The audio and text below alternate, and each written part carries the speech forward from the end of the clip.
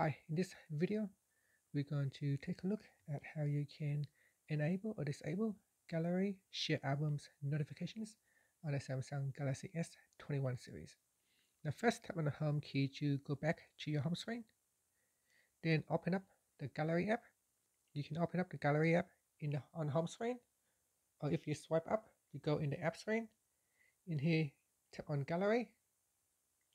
In the gallery app, tap on the menu key at the bottom. From the pop-up, tap on settings. In settings, go down and go to the share albums section. Tap on notifications. So tap on the switch to turn it on or turn it off. Now you can also tap on the left hand side panel here.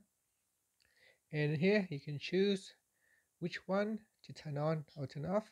So in here we got share albums. Get notified when people share albums with you, or delete albums share with you.